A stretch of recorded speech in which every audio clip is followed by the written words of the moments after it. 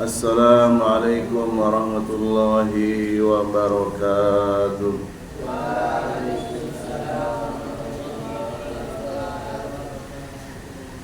Alhamdulillahilladzi arsala rasulahu bil huda wa dinil haqq liyudhhirahu ala dini kulli wa kafa billahi syahida. Ashhadu an la ilaha illallah wahdahu la syarika lah wa ashhadu anna Muhammadan abduhu wa rasuluh. Ya ayyuhalladzina amanu taqullaha haqqa tuqatih wa la tamutunna illa wa antum muslimun. Ya ayyuhan nasu taqu rabbakumul ladzi khalaqakum min nafsin wahidah wa khalaqa minha zawjaha wa batha minhuma rijalan katsiran wa nisaa'a wattaqullaha alladzi tasaaluna bihi wal arham innallaha kana 'alaikum raqiba. Ya ayyuhalladzina amanu taqullaha wa qulu qawlan sadida yuslih lakum a'malakum wa yaghfir lakum dhunubakum wa man yuti'illaha wa rasulahu faqad faza fawzan 'azima. Wa qala Rasulullah sallallahu alaihi wa ala alihi wasallam, man yuridillahu bihi khairan yufaqihu fid din.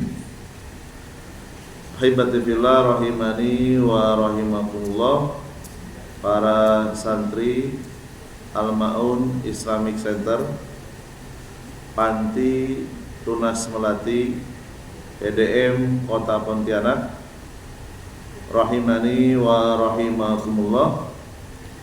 Alhamdulillah, kita bersyukur kepada Allah Subhanahu wa taala sampai malam hari ini kita masih diberikan kesempatan untuk mengumpulkan kebaikan-kebaikan yang itu akan bisa mendatangkan keridhaan Allah Subhanahu wa taala. Dengan kebaikan yang kita kumpulkan lebih banyak daripada dosa yang kita lakukan, maka Allah Subhanahu wa taala berjanji, fa amma man thaqulat mawazinuhu fa huwa fi 'ishatir radiyah. Barang siapa yang amal kebaikannya jauh lebih berat daripada dosa-dosanya, maka dia akan mendapatkan keridhaan dari Allah SWT. Dengan ridhonya Allah, kita akan dimasukkan ke dalam surganya. Itu adalah janji Allah, ya. Dan Allah itu janjinya tidak mungkin diingkari. Nah, di antara amalan yang paling tinggi pahalanya di sisi Allah SWT adalah belajar ilmu agama. Di antara ilmu-ilmu agama yang paling mulia adalah mempelajari ilmu tentang tauhid. Topik yang kita bahas setiap Jumat malam Sabtu membahas tentang ilmu tauhid dengan kita berujukan Syarhu Al-Usuli As-Salasah, penjelasan 3 pokok atau 3 persoalan yang itu akan menentukan apakah kita masuk surga atau masuk ke dalam neraka. 3 pertanyaan inilah yang diajarkan oleh Rasulullah Sallallahu Alaihi Wasallam kepada keluarganya, istri-istrinya, anak-anaknya, dan orang-orang yang ada di sekitar Rasulullah SAW, baik itu di Mekah maupun di Madinah. Bahkan beliau mengirimkan surat kepada para penguasa di luar Arab Saudi, mengirimkan surat ke Irak, ke Persia, ke Iran, ke Mesir, ke Eropa, menggunakan surat. Ya, karena jaraknya yang sangat jauh. Rasulullah berdakwah dengan surat. Kalau sekarang berdakwah dengan tulisan yang bisa disebarluaskan melalui media sosial. Berdakwah melalui buku, berdakwah melalui buletin, melalui majalah, dan seterusnya. Dan itu adalah sunnah Nabi SAW. Hanya bentuknya saja yang sedikit berbeda. Rasulullah menyuruh para sekretarisnya, tuliskan Bismillahirrahmanirrahim, sampaikan kepada Raja A, Raja B, Raja C, untuk mentauhidkan Allah Subhanahu wa ta'ala. Karena bagi Rasulullah berdakwah itu hukumnya wajib aini, fardu ain. Kalau beliau tidak berdakwah, beliau berdosa.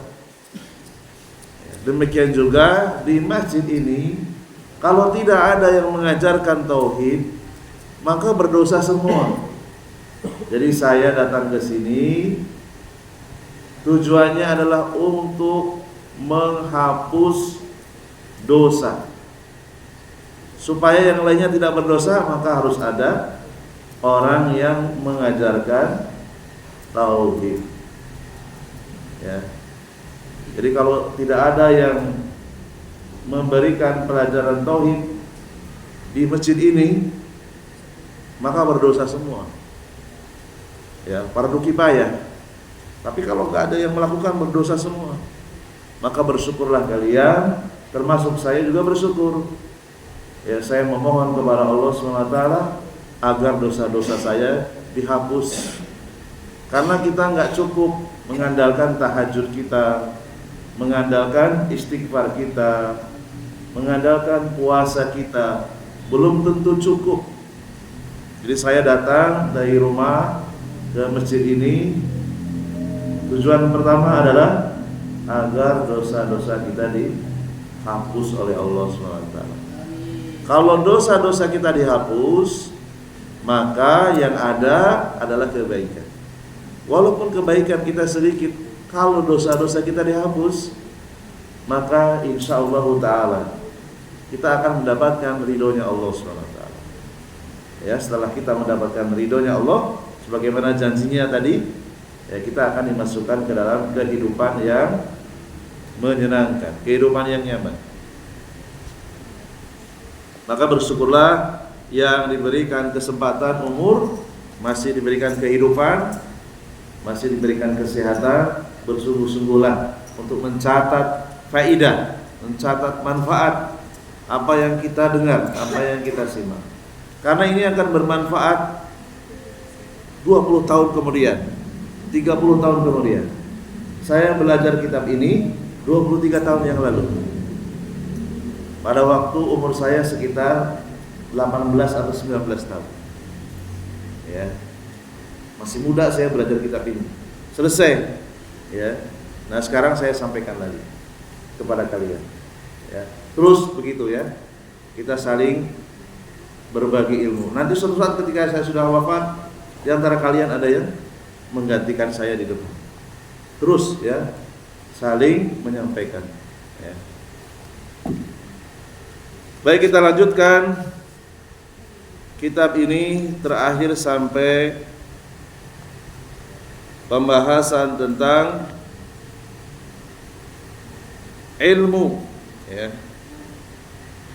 Berikutnya qala al-muallifu rahimahullahu taala as-saniyatu.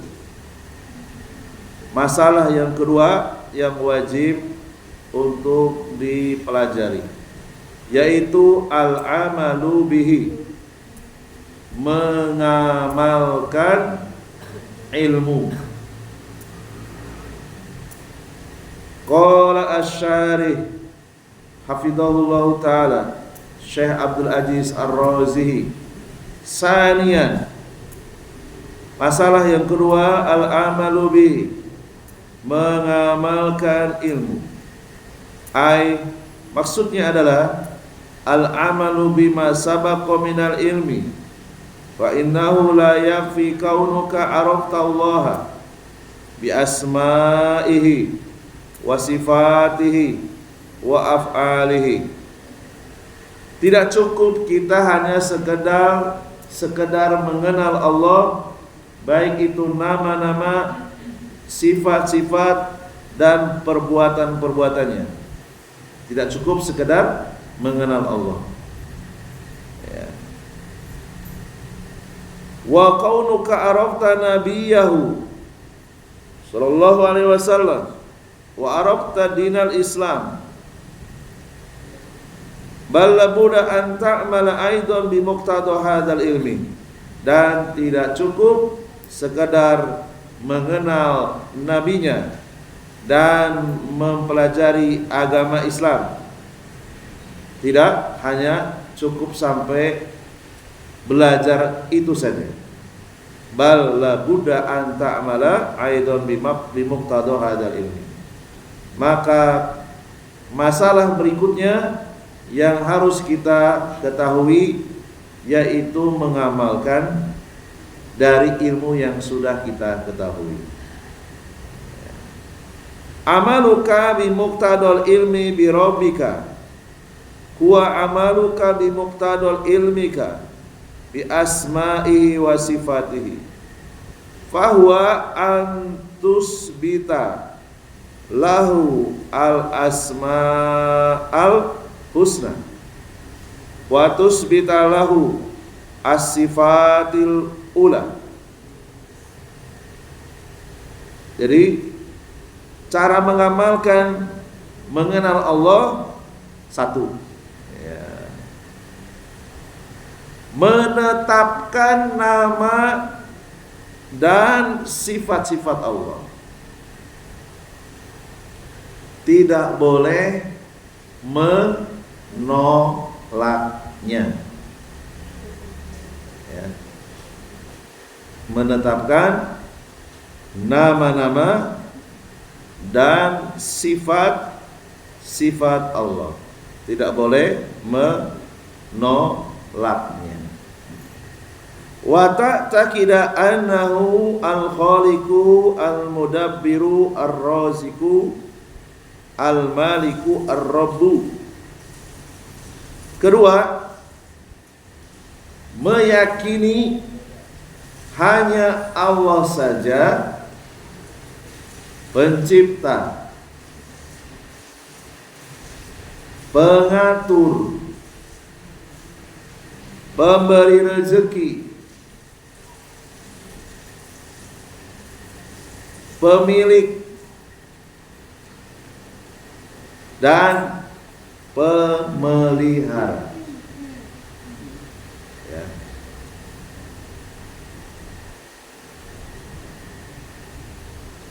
Jadi kalau ada orang Islam, dia sudah yakin Allah itu pemberi rezeki, tapi kenyataannya dia ketika berjualan masih percaya dengan cara-cara syirik, minta jampi-jampi, minta tulisan-tulisan Arab yang tidak bisa dibaca, digantungkan di warungnya, digantungkan di tempat masaknya. Berarti dia belum meyakini kalau Allah itu satu-satunya yang memberikan rezeki. Dia masih kurang percaya dengan Allah. Apakah di Pontianak ada? Bukan sekedar ada, banyak. Saya sudah berapa kali masuk ke rumah makan yang menjual nasi goreng, nasi kare, berbagai macam nasi. Saya lihat di atasnya itu, masuk gitu ya, di atas tempat duduk itu ada tulisan Arab yang tidak bisa dibaca. Lalu saya tanya kepada karyawannya, itu apa? Tulisan apa itu? Itu kata bos saya, namanya penglaris. namanya raja, namanya pagar. Ya. Berarti orang ini tidak yakin kalau Allah itu pemberi rezeki.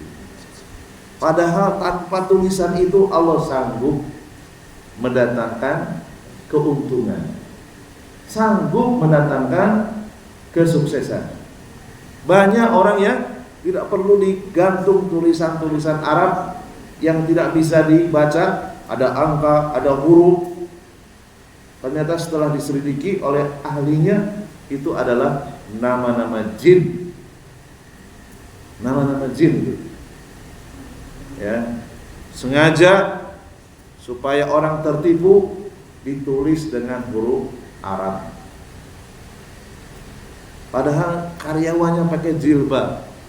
Yang punya warung juga muslim. Bahkan mohon maaf, dipanggil Pak Haji, Bu Haji. Dia kurang yakin kalau Allah itu satu-satunya pemberi rezeki. Saya pernah itu di jalan Kiai Haji Wahid Hasyim. Ada yang tahu?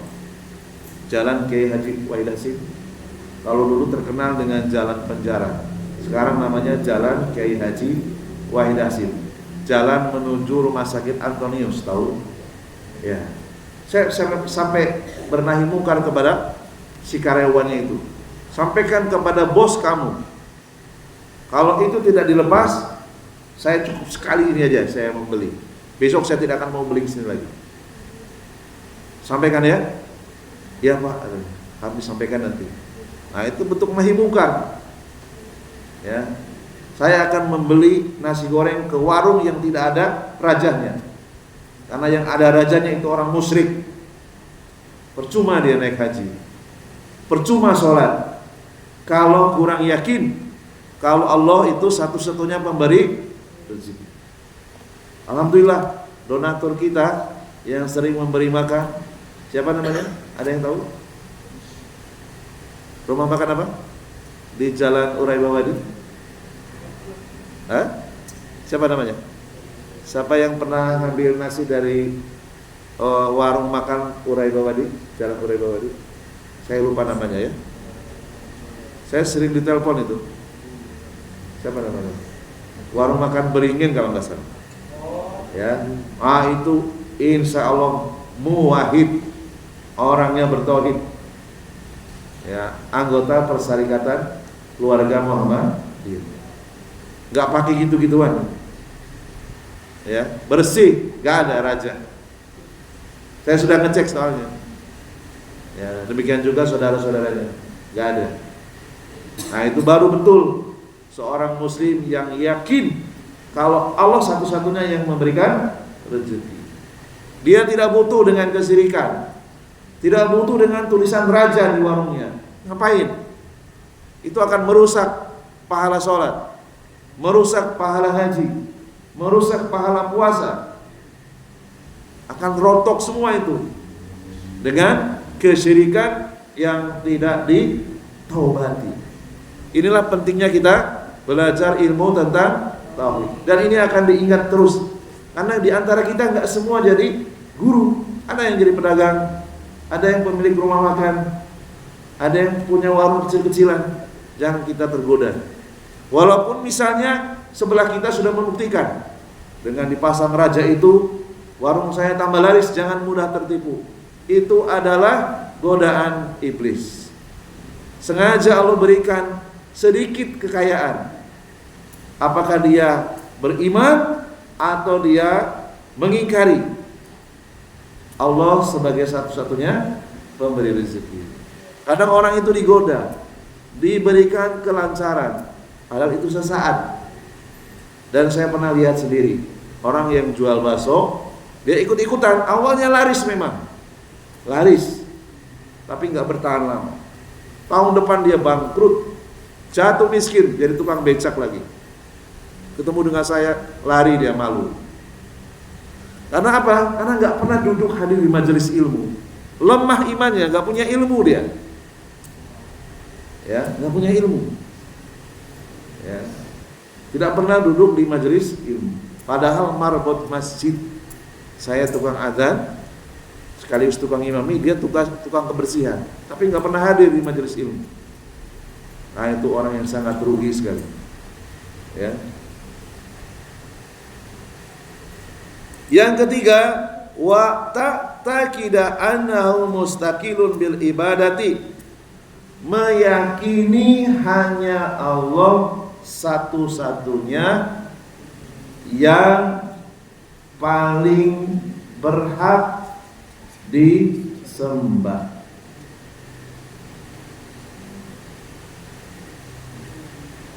Jadi kalau kalian dimintai sujud, jangan mau. Ustaz, saya kalau nggak sujud saya dibunuh. Kalau Anda kuat, pilihlah mati dalam keadaan syahid. Tapi kalau memang Anda mau dibunuh, usahakan hati kita tetap menolaknya. Karena sujud itu nggak boleh kecuali hanya kepada Allah. Kita lihat di negara India itu masih banyak anak laki-laki pulang dari merantau datang ke rumah, dibuka pintunya langsung sujud, mencium kaki ibu bapaknya, itu nggak boleh. Ya, karena satu-satunya yang berhak untuk dilakukan sujud hanya Allah saja. Adapun kita membungkuk sedikit melewati orang tua boleh, sedikit ya, tidak sampai ruku, sedikit bungkuk nggak apa-apa. Ya, sebagai bentuk penghormatan. Tapi jangan sampai ruku, karena ruku itu hanya untuk Allah Subhanahu wa taala. Ya. Hada huwal amalu, inilah di antara cara mengamalkannya ada 3 tadi. Menetapkan nama-nama dan sifat Allah. Yang kedua, meyakini Allah satu-satunya pemberi rezeki, pencipta, pengatur, pemilik, pemelihara. Ya, yang kedua, yang ketiga, meyakini Allah satu-satunya yang paling pantas untuk disembah. Wa ta'taqida bil qalbika. Ya. Yang namanya meyakini itu pasti dengan batin, dengan hati. Ya. Wa ta'mala bi jawarihika, dan berusaha mengamalkan dengan anggota badan. Ya. Seluruh anggota badan kita tidak boleh membatalkan keislaman kita. Fatusrifu al-ibadata lillahi, beribadah hanya kepada Allah, kas-salati wasyam, seperti salat dan puasa, waz-zakati wal haji, zakat dan puasa. Mungkin kita akan bertanya, apakah ada Ustaz orang yang sholat untuk selain Allah? Ya, mungkin di sini kita belum melihat, tapi di tempat lain itu ada. Sujud kepada matahari itu termasuk sholat, walaupun sebagiannya. Sujud kepada manusia itu termasuk sholat. Kan di dalam sholat ada praktek sujud. Jadi kita nggak boleh sujud kepada manusia. Ya. Jadi kalau misalnya dikasih 2 pilihan, orang itu memaksa kita, kamu pilih sujud atau kamu masuk ke parit, pilih aja masuk ke parit, nggak apa-apa, jangan sampai sujud. Bahkan ada seorang ulama di zaman dulu, jadi raja ini ingin disembah oleh rakyatnya. Caranya gimana? Rakyatnya kalau ingin ketemu raja itu dibuat lubang, lubangnya pendek, sehingga orang ketika akan menghadap raja kan harus bungkuk, bahkan sampai merayap. Berarti sujud gak? Sujud, walaupun gak sempurna. Ya. Ada seorang ulama yang cerdas, lubangnya cukup untuk 1 badan. Dia tidak kepalanya dulu yang masuk, pantatnya dulu dia yang masuk, sehingga membelakangi. Ya, gitu.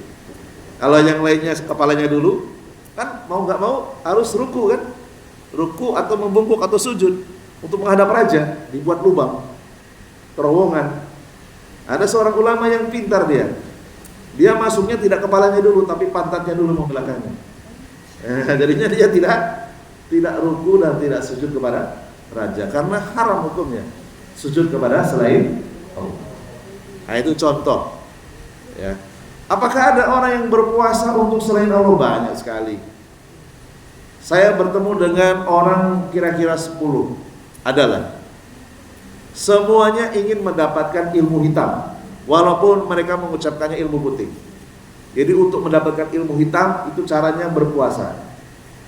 Ada yang berpuasa sehari semalam, ada yang 3 hari, ada yang seminggu, ada yang 40 hari.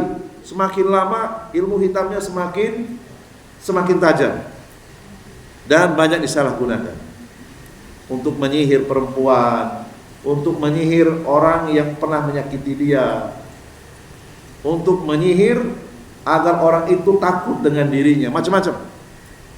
Dengan puasa, dia berpuasa karena nama-nama setan yang dia sebut. Lalu setan itu mengumpulkan kekuatan untuk melumpuhkan orang yang dia tembak. Misalnya orang itu supaya takut dengan yang menyihir, maka setan akan datang. Karena dia berpuasa atas nama jin yang dia sembah. Saya pernah ketemu bukunya. Namanya, kalau di Jawa namanya Primbon. Itu kitabnya para dukun. Ya. Bahasanya aneh, nggak bisa dipahami. Bisa dibaca, tapi nggak bisa dipahami. Itu ada puasa 3 hari, puasa 7 hari, puasa 10 hari, 40 hari. Puasa bukan karena Allah. Tujuannya untuk mendapatkan ilmu hitam, ilmu sihir. Walaupun dia menyebutnya bukan ilmu sihir, ilmu putih, itu ilmu sihir. Ya. Puasa wajib hanya Ramadan saja. Puasa sunnah ikuti apa yang dicontohkan oleh Rasulullah. Terlalu banyak puasa sunnah. Ngapain kita berpuasa untuk selain Allah? Ada orang berpuasa 40 hari 40 malam. Saya tanya untuk apa? Agar bisa terbang. Ya, diangkat dia sama jin, diangkat bisa terbang. Tapi dia telah menjadi musyrik dan susah taubatnya. Karena dia sudah mendalami ilmu sihir. Ilmu sihir itu kalau sudah masuk dalam hati sangat sulit keluarnya. Ya. Karena dia sudah bersekutu dengan iblis, dengan setan. Ya, jadi jangan coba-coba. Kalau ada orang yang merayu kita, mengajak kita berpuasa untuk mendapatkan ilmu kebal, ilmu menurut mereka ilmu kanuragan, ya, ilmu tirakat dan seterusnya. Jangan percaya. Walaupun yang mengajaknya itu membawa tasbih, bersorban, jangan percaya. Ya, itu adalah kesyirikan. Berikutnya, amaluka bimuqtado ilmika binabiyika sallallahu alaihi wasallam an ta'taqida anna nabiyyaka Muhammad sallallahu alaihi wasallam wa wujubu itba'ihi wa ta'dimihi wa mahabbatihi wa tasdiqi akhbarihi wa tanfidhi awamiri wa ijtinabi nawahi wal amali ala tahqiqi hadal ittiba'i fi a'malika kulliha. Beramal setelah mengenal Nabi Muhammad. Bagaimana caranya? 1. Beramal setelah mengenal nabinya. 1. Meyakini nabi terakhir hanya Nabi Muhammad. Tidak ada lagi nabi setelahnya. Ya. Yang kedua, mengikuti nabi, mengagungkan nabi, mencintai nabi, hukumnya wajib. Ya. Mengikuti Nabi, memuliakan Nabi, mencintai Nabi hukumnya wajib. Ya.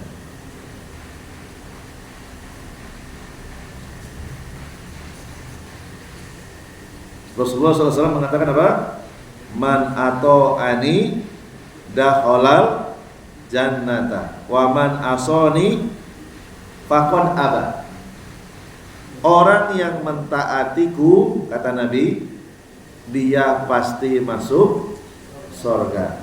Dan siapa saja yang bermaksiat atau menolak atau membangkang kepadaku, maka dia orang yang tidak mau masuk surga.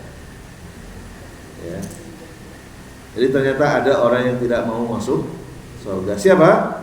Orang yang tidak mengikuti Nabi, tidak memuliakan Nabi, tidak mencintai Nabi. Yang ketiga, wa tasdiqi akhbari, membenarkan seluruh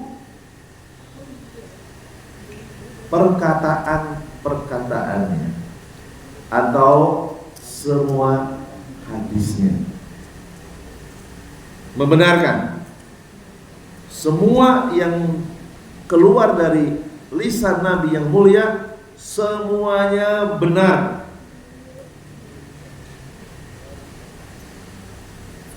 Walaupun seandainya akal kita belum sampai. Ya. Terkadang kita diuji oleh hadis Nabi. Ada hadis Nabi yang akal kita tidak mampu mencernanya dengan baik. Ya. Contoh misalnya, Rasulullah mengabarkan kalau beliau itu pernah membelah bulan dengan tangannya. Ya. Kalau orang itu lemah imannya, dia pasti akan mengatakan Rasulullah bohong, Rasulullah dusta. Ya. Ternyata setelah 1400 tahun yang lalu ada sebuah penelitian yang melihat bulan dengan kamera yang sangat canggih, itu pernah terbelah. Bulan itu betul-betul pernah terbelah. Ada penelitian. Jadi bulan itu pernah terbelah lalu kemudian menyatu kembali. Ya. Ini menunjukkan bahwa hadis Nabi itu pasti benar. Demikian juga Rasulullah SAW mengabarkan kalau kita punya minuman, ada lalat jatuh sayap kanannya, maka Rasulullah memerintahkan untuk menenggelamkan sayap kirinya. Kata Rasul, sayap lalat itu beracun, tapi sebagiannya lagi menjadi penawar. Ini ujian, apakah kita membenarkan atau kita mendustakan. Ternyata diteliti oleh ilmuwan biologi. Betul. Ya, kalau lalat itu ditenggelamkan satu sayap saja, minuman itu beracun.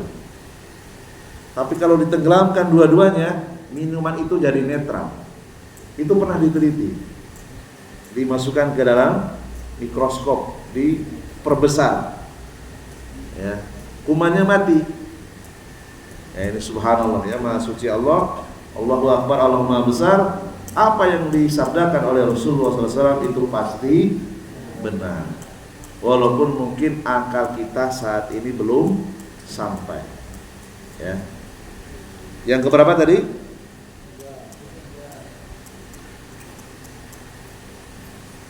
Yang ketiga. Yang keempat, mempraktekkan perintah-perintah Nabi. Ya, mempraktekkan perintah-perintah Nabi. Kalau yang wajib tidak boleh tidak. Ya.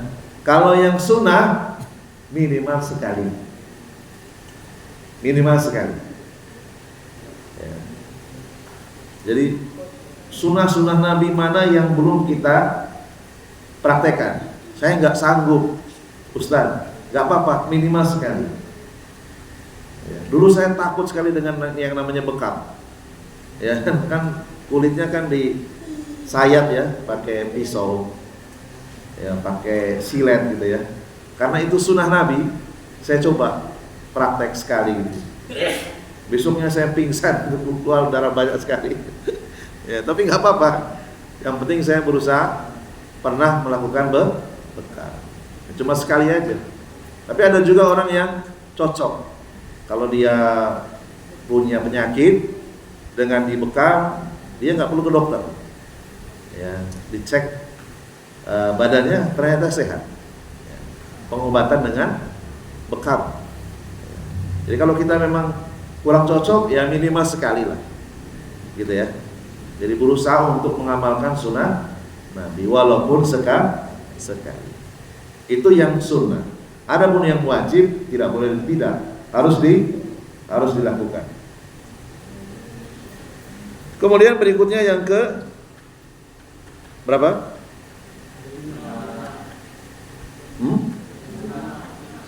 Wastinabi nawahi, menjauhi larangan Nabi. Kalau yang haram tidak boleh tidak, harus ditinggalkan. Kalau yang makruh tergantung kemampuan. Kalau ditinggalkan dapat pahala, dilakukan tidak berdosa. Contohnya yang makruh apa?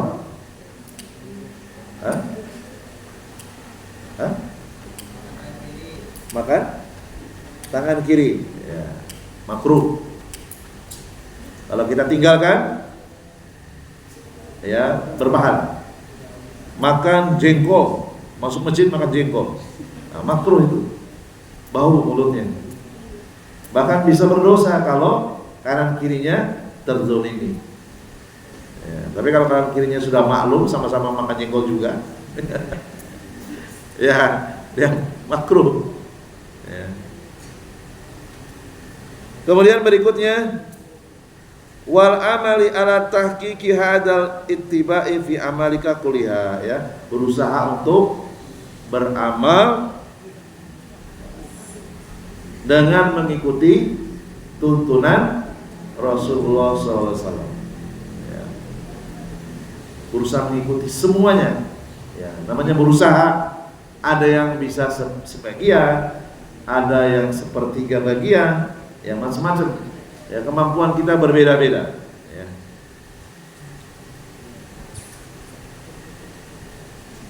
Berapa menit lagi? 5 menit lagi. Berikutnya, amaluka bimuqtada ma'rifatika bidinil islami. Mengamalkan setelah mempelajari agama Islam. Bagaimana caranya? Huwa antas taslima lillahi bitauhidi. 1. Cara mengamalkan setelah kita mempelajari agama Islam. 1. Menyerahkan diri kepada Allah dengan mentauhidkannya, ya, dengan mengesakannya. Wa tanqada lillahi bi taati. 2. Tunduk dengan melakukan ketaatan kepada Allah. 3. Bittiba'i awamiri wastinabi nawahi. Mempraktikkan seluruh perintah-perintahnya, menjauhi larangannya. Terakhir, watat bara'u